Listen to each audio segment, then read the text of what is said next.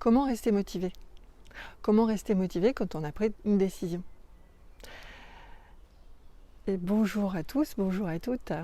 Je suis Isabelle Barsan et dans cette petite vidéo que je partage chaque semaine avec vous, eh bien, je voudrais vous parler justement de comment rester motivé aujourd'hui.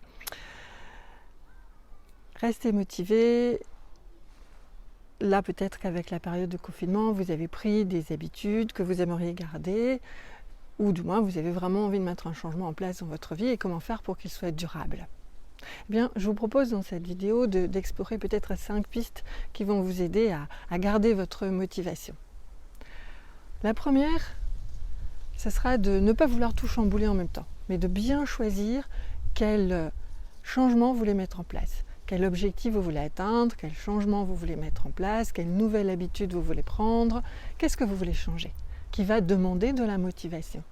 Ça, c'est la première chose. Parce que si vous voulez changer trop de choses à la fois, vous allez vous perdre. Ça va être trop difficile à tenir. Ensuite, la deuxième chose, c'est vraiment de vous poser la question de pourquoi. Pourquoi je veux changer? Pourquoi je veux ce changement? Pourquoi je veux cette nouvelle habitude? Et quand vous réfléchissez, prenez le temps de vraiment réfléchir à pourquoi ou en quoi c'est important pour moi. C'est important pour ma santé, c'est important pour mes enfants.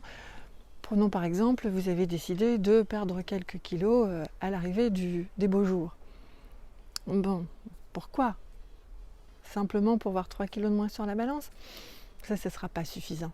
Ça ne va pas tenir la motivation. Par contre, peut-être que si vous y réfléchissez vraiment, ce que vous voulez, ce n'est pas perdre 3 kilos. Ce que vous voulez, c'est avoir une silhouette dont vous êtes fier. C'est vous sentir en forme, c'est vous sentir musclé, c'est aussi être fier de vous, fier d'avoir réussi à tenir peut-être votre petit footing quotidien ou hebdomadaire. Voilà. Donc prenez le temps de vraiment réfléchir en quoi c'est important. En quoi c'est important de cuisiner des légumes frais, puisque c'est ce que vous avez choisi de mettre en place comme nouvelle habitude. Parce que sinon très vite vous allez plus savoir en fait et perdre votre motivation. Donc un petit changement à la fois, ou du moins un changement, une habitude, pas forcément petit, à la fois, bien réfléchir à pourquoi je le fais, et ensuite mettre un plan d'action concret, efficace, cohérent. C'est-à-dire que votre cerveau, il n'aime pas les changements. Donc il va falloir y aller en douceur, mais avec détermination. Et pour être déterminé, il vous faut vous dire, ok, je prends vraiment mon agenda en main. Je prends vraiment mes contraintes, je prends vraiment conscience de tout ce qui est dans ma vie pour voir comment je peux mettre en place cette nouvelle habitude, ce changement, ce nouveau comportement.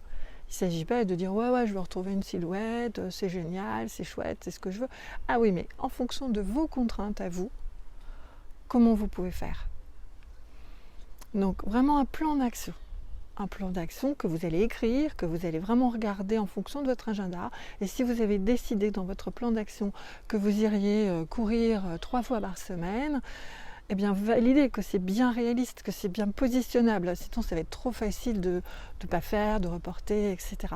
Il faut que ce soit positionné. Et il faut que ce soit aussi cohérent, encore une fois. N'allez pas déjà courir 2 heures par jour, tous les jours, c'est pas possible. Surtout si vous vous remettez simplement à la course là maintenant.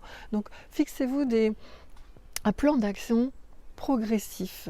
C'est ce qu'on appelle faire le plus petit pas possible. Et le plan d'action, ça peut être vraiment de commencer petit, en juste choisissant de faire le tour du pâté de maison chaque matin, 10 minutes simplement, mais faire quelque chose. Faire, vous engager et commencer à faire. Voilà.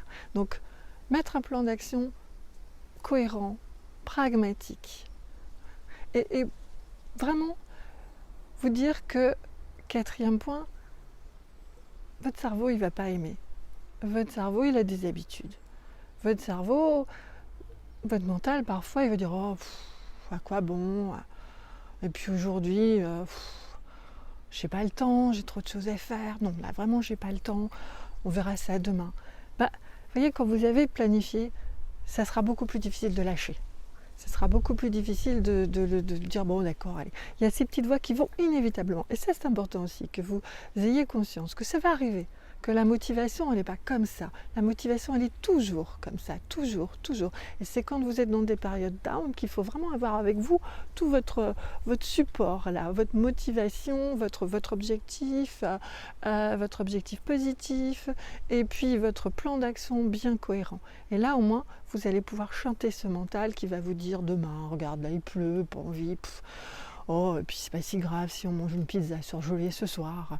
Ok, c'est pas possible parce que c'est pas prévu. Voilà. Et pour ça, eh bien, vous avez besoin d'être soutenu par des habitudes qui ont été mises en place, qui ont été écrites surtout, pour que ensuite, dernier point, eh bien, vous allez créer vraiment une nouvelle habitude, une nouvelle routine. Et là, votre cerveau, eh bien, au début, il allait résister, et là, à la fin, il va en redemander. Il va en redemander parce que là, pour le coup, pour lui, c'est confortable.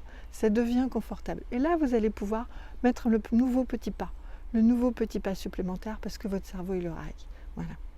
Et puis peut-être, pour terminer quand même, vous dire que si jamais, un jour, vous avez échoué, entre guillemets, si un jour, vous vous êtes dit « Oh non, tant pis, je fais pas », c'est pas grave, c'est pas pour autant que tout est foutu.